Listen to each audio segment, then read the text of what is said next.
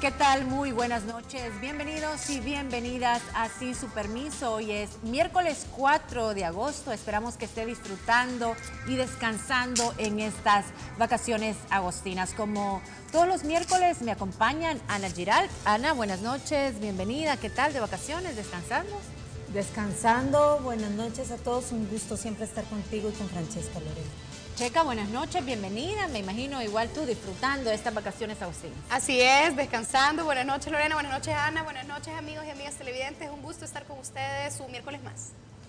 Amigos y amigas televidentes, esta noche en nuestra sección estelar, en la entrevista, estará con nosotras Roxana Marroquín, de la Concertación Feminista Prudencia Ayala, y también representante de Las Dignas. Con ella vamos a estar hablando sobre la importancia del debate y la aprobación del anteproyecto de ley de igualdad y equidad de género. Y por supuesto, este es un anteproyecto que está dentro de la Asamblea Legislativa, por eso hemos invitado a la diputada Emma Julia Fabián del FMLN, con quien vamos a discutir por qué han pasado más de 90 días en la Asamblea Legislativa y no vemos que este anteproyecto prospere. Así que los invitamos a que estén pendientes más adelante porque tendremos una interesante entrevista. Por ahora iniciamos nuestro programa hablando sin permiso el debate.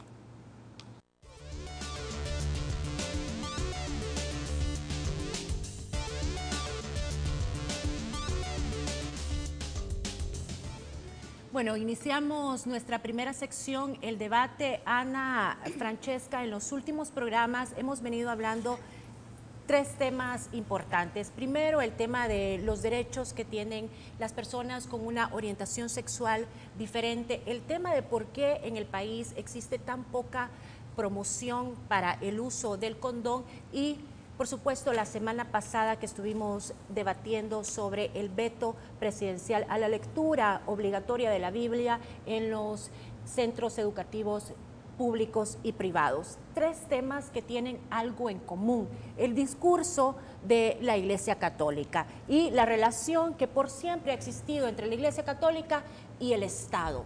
No estoy diciendo que sea malo, pero ¿por qué el Estado siempre agacha la cabeza, o por lo menos el Estado salvadoreño siempre agacha la cabeza frente a un discurso de la Iglesia Católica o frente a una posición de la Iglesia Católica? Que la Iglesia Católica está haciendo bien, está defendiendo lo que cree, pero ¿por qué el Estado nunca puede decir, no, miren, ahora nosotros vamos a pensar de otra forma y no vamos a pensar solamente como los jerarcas de la Iglesia dicen o como dan su discurso?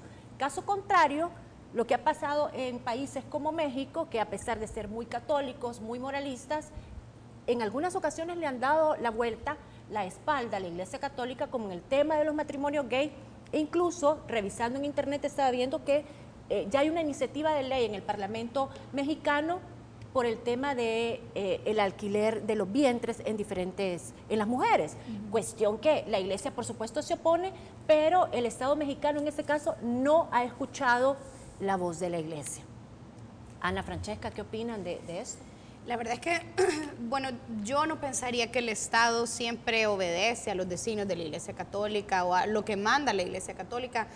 Yo más bien diría que el Estado, como todo Estado democrático, escucha las peticiones de sectores claves de la sociedad civil, así como puede escuchar a los buceros, pongámosle así, que no quieren que le suban al diésel o al pasaje, no lo hace, viene, y la Iglesia obviamente tiene una posición de unos valores cimentados en siglos, miles de años atrás, que los tiene sumamente claros, hace la posición, el Estado le escucha, pero es como escuchar a un sector más de la sociedad salvadoreña. Pero siempre le hace caso a la Iglesia. Así como puede hacerle caso a los recomendables de FUSADES, así como puede hacerle caso a los recomendables. ¿En qué medida no es lo mismo si al final del día la Iglesia está planteando un ejemplo aquí en esta mesa de algo que el Estado haya hecho y que la Iglesia Católica no esté de acuerdo? Un ejemplo de lo que que el Estado haya hecho, bien promover el uso del condón. No lo dijo la ministra. No, al contrario. Te voy a decir una cosa. Cuando nosotros íbamos a debatir sobre el tema del uso del condón, llamamos a una fuente muy cercana a la ministra y que nos dijo que por cuestiones no de miedo, sino por las presiones sociales que significaría para el gobierno que lo acusen de promover la promiscuidad, es que el tema del uso del condón no lo han llevado hasta el tema educativo. Vaya, un ejemplo, te digo, respondo lo anterior, lo contrario. Las guías de educación sexual no las sacó la iglesia. Correcto, en gobiernos pero pasados. Decime, ¿aquí hay educación sexual en las iglesias, en las escuelas? no, no lo hay, pero la sacó porque habían errores en las guías, porque al final No, la iglesia, bueno, si hubo permítame, errores, ¿por déjenme qué no lo hablar, mejoró? déjenme hablar. Al final la iglesia va a plantear una posición que no va en detrimento de nadie. O sea, la iglesia tiene sus valores fundamentados, digámoslo así, en la dialéctica, en lo que cree que es bueno, en lo que cree que es malo. Entonces viene y propone, dice, estas guías lo que fomentan es un libertinaje entre los estudiantes.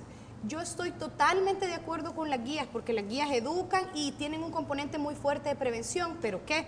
Al final del día, estas guías distribuidas en escuelas donde no van a saberse canalizar o explicar de la mejor manera, yo prefiero la abstención. Pero mira, Francesca, yo sí creo que está bueno, y estoy de acuerdo con vos que digas que la iglesia es un sector más de la sociedad que el Estado toma en cuenta.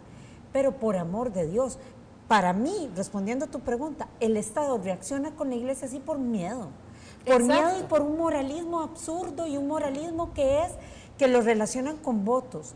¿Por qué? Porque sí es cierto, está la Iglesia Católica y las demás iglesias que no es que sean promiscuas las demás iglesias, es que son más realistas, es que se dan cuenta de que hay jóvenes que se están despertando temprano a la edad sexual. A esos jóvenes, ¿quién los orientan? ¿O qué? Esperan a que ese joven se llene de sida para decirle, usted debió usar el condón, pero ahora mire, le vamos a enseñar cómo. Y Francesca, tú sabes que off the record, cuando se apagan las luces de este set, muchos diputados y diputadas nos han dicho, es que públicamente no podemos decirlo, pero nosotros sí estamos de acuerdo con el uso del condón. ¿Por qué no lo pueden decir? ¿Por qué no lo pueden decir? Ah, porque tienen una gran fe. Yo no creo que sea por fe, es porque les da miedo que un discurso así les quite los votos de los católicos. Pero entonces ustedes lo han respondido, porque la iglesia representa el 60% de la población salvadoreña a lo mejor, y si es cuestión de votos, venir y defender valores que están apegados a principios fundamentales. ¿Por qué? Porque no van a hacerle caso a la Iglesia Católica. Pero le están haciendo caso a lo mejor. No es por convencimiento, es por interés. Es por miedo. Le están haciendo caso y le temen al 60% de esos votantes que pueden incidir en equilibrar la balanza. ¿Ese 60% realmente está convencido de que que el Estado tiene que seguir cuadrado y no darse cuenta de la realidad y no darse cuenta que es necesario que la iglesia, yo no estoy diciendo que apruebe las bodas gays, pero sí por lo menos que la iglesia como un ente social tan importante promueva los derechos civiles que tienen derechos las personas homosexuales, por decirte algo? Yo estoy totalmente de acuerdo en promover los derechos civiles, pero no partiendo de la Iglesia Católica, que está fundamentada en principios que vienen de siglos atrás, en valores inquebrantables. No podemos pedirle a la Iglesia Católica que cambie los valores bajo los cuales se cimentó. Es que a la iglesia no se le está pidiendo que cambie, es al Estado que sea un poco más sincero. Que el punto no es que la Iglesia Católica cambie, porque creo que todos entendemos que la Iglesia Católica tiene todo el derecho a dar su discurso tal cual, y quien quiera creerlo, pues que así sea, que lo crea. El punto es, ¿por qué los diputados, por qué el Estado siempre hace caso a ese discurso, existiendo otras opciones? ¿Por qué tiene que ser el discurso que prima siempre? Pero es al final, y yo sé que a ustedes les parece simplista el argumento, pero es un argumento bastante lógico, es al final, ¿por qué el Estado le termina haciendo caso a los buceros de que no va a subir el pasaje? ¿Por qué el Estado sigue subsidiando el diésel? Por el efecto por social temas políticos, que puede mantener. Pero mira, que puede si vos lo relacionás con los buceros, vos te das cuenta de la incapacidad del diputado de ver más allá. Claro. Porque creo que la mayoría de gente prefiere pagar un poquito más en un bus seguro que seguir pagando lo que pagan en un bus que se mata gente a diestra y siniestra. Entonces, siento yo que los diputados no, más bien el Estado, los políticos, el día que se quiten ese miedo al qué dirán y se sienten y vean